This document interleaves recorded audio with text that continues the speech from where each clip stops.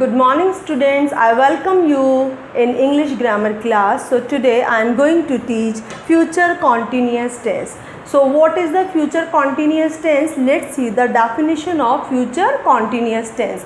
Future continuous tense express the action that will be ongoing at some time in the future. It means any action that will be ongoing means चल रही हो for some time, it means कुछ समय के लिए in the future में कोई भी एक्शन जो कुछ समय के लिए चल रही हो तो वो क्या है हमारा फ्यूचर कॉन्टीन्यूस टेंस है. Okay, so future continuous example, I will be playing when you arrive. It means जब तुम पहुंचोगे मैं क्या कर रही होंगी, मैं खेल रही होंगी.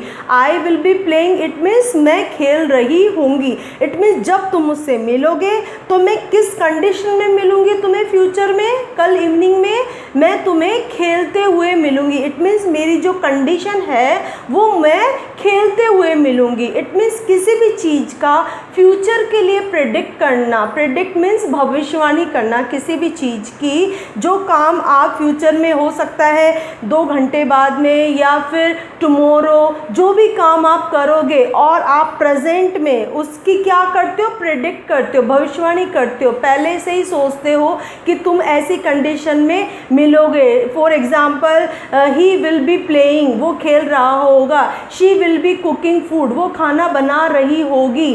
शी विल बी स्लीपिंग, वो सो रही होगी. It means these are example of future continuous tense. It means हम प्रेजेंट में खड़े होकर फ्यूचर के बारे में प्रेडिक्ट करें. इट मीन्स अभी हम वो नहीं कर रहे, लेकिन जब कल कोई हमसे मिलेगा तो हमारी जो कंडीशन होगी वो किस कंडीशन में आपसे मिलेंगे, उस वक्त कौन सा काम चल रहा होगा, तो वो आपका फ्यूचर कॉन्टीन्यूस टेंस होगा. Okay, so let's see the situation. एक सिचुएशन है जिसमें 2 गर्ल्स है, दोनों फ्रेंड्स हैं.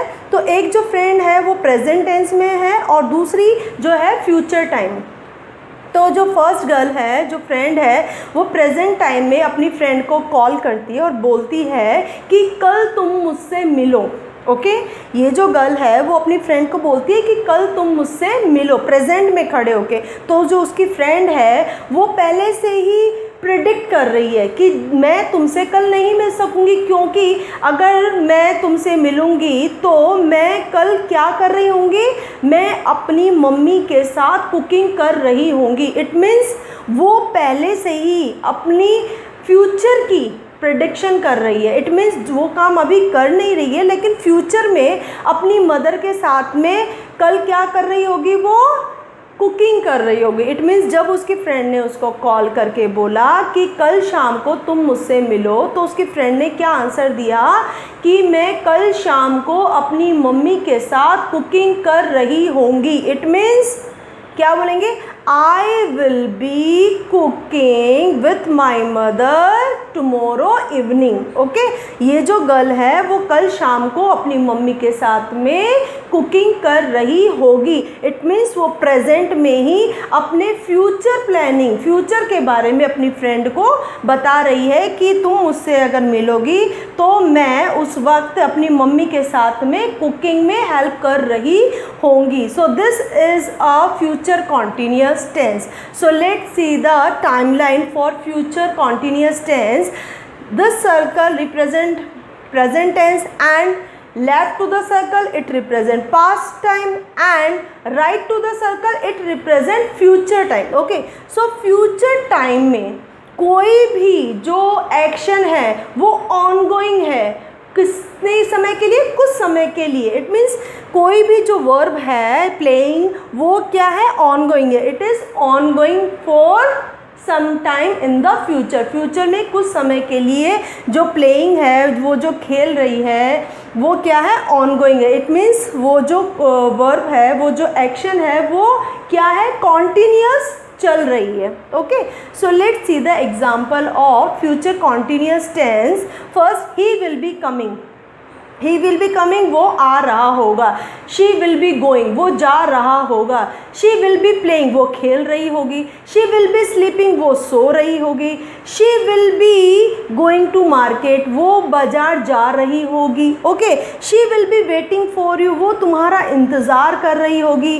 सो these are example of future continuous tense. It means कोई भी काम जो आप 1 घंटे बाद में करोगे या फिर आप कल करोगे या डे आफ्टर टुमारो करोगे, तो जो काम आप फ्यूचर में कुछ समय के लिए कॉन्टीन्यूअसली करोगे, इट मीन्स कोई भी एक्शन जो ऑनगोइंग होगी कुछ समय के लिए फ्यूचर में, वो आपका क्या है, फ्यूचर कॉन्टीन्यूअस टेंस है. So I hope you have understood the definition of future continuous tense and the example of future continuous tense. Uses of future continuous tense. First use to indicate that a longer action in the future will be interrupted by a shorter action in the future.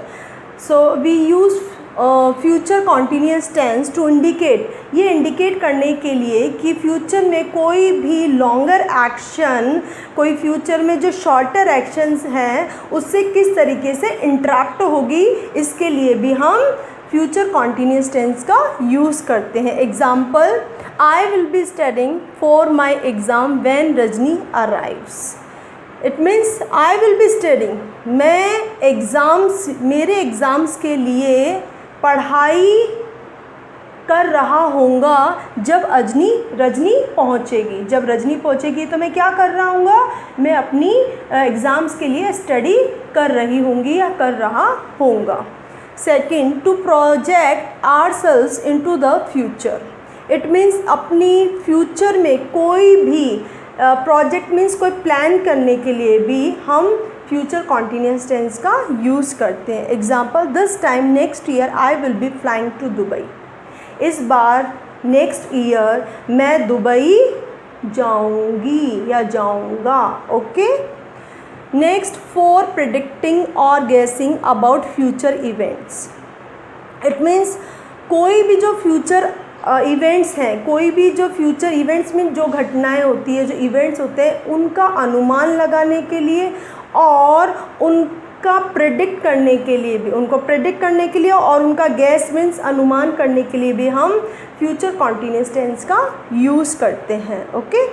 Example, he will be coming to the party I think. It means मुझे लगता है कि वो party में आएगा. He will be coming to the party I think, मुझे ऐसा लगता है कि वो पार्टी में आएगा. Okay. Next use, to politely ask for information about the future. It means future में कोई भी इंफॉर्मेशन पूछने के लिए, मतलब पोलाइट में बहुत ही विनम्र तरीके से किसी से फ्यूचर में कोई इंफॉर्मेशन लेनी हो, तो उसके लिए भी हम फ्यूचर कॉन्टीन्यूअस टेंस का यूज़ करते हैं. Example, will you B joining us for the party. क्या तुम हमारे साथ में पार्टी ज्वाइन करोगे या करोगी. तो ये अपना क्या है, एक और यूज़ है फ्यूचर कॉन्टीन्यूअस टेंस का. So these are uses of future continuous tense. Let's see the structure of future continuous tense. First, positive structure, subject plus will be plus verb first form plus ing plus object. Okay. So subject, it can be a singular and it can be plural. Singular he, she, it या any name, and plural I, you, we, they. Then we will write will be and shall be. But in modern English we are not using shall be. Earlier we used to use shall be with I and we. Okay. But in modern English we are not using. Then verb first form, then ing plus object. So sentence example is, subject is Rohit, it's a singular. Okay. Then we will write will be. I will write here will be. Then verb first form ing, sleep is verb first form, then add ing. Okay. One more important thing, in all continuous tense we use ing with verb first form. चाहे वो present continuous हो, चाहे past continuous हो, चाहे future continuous हो, सब में हम जो वर्ब होती है, वर्ब की जो फर्स्ट फॉर्म होती है उसमें हम ing ऐड करते हैं। जैसे प्ले में ing करेंगे प्लेइंग, स्लीप में ing ऐड करेंगे स्लीपिंग, ओके, रन में ing ऐड करेंगे running, okay. So my sentence will be Rohit will be sleeping, Rohit सो रहा होगा। Second negative, subject plus will plus not because it's a negative, then be, then verb first form, then ing and then object, okay। Example, subject is Rohit, then I will write will not be because it's a negative, will not be, then sleeping। So sentence will be Rohit will not be sleeping, Rohit नहीं सो रहा होगा, it's a negative sentence। Third, interrogative, first we will write helping verb, in all interrogative sentence we write helping verb before subject।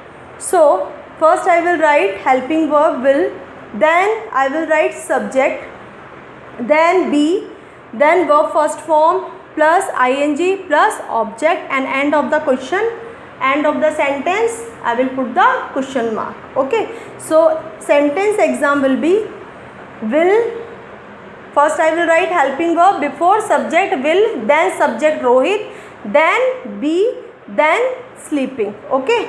will Rohit be sleeping, क्या रोहित सो रहा होगा। Fourth, interrogative negative, will plus subject plus not plus be plus verb first form plus ing plus object, because it's a interrogative sentence, interrogative and negative sentence, that's why we will write will helping verb before subject, and we will put not also between subject and be, okay।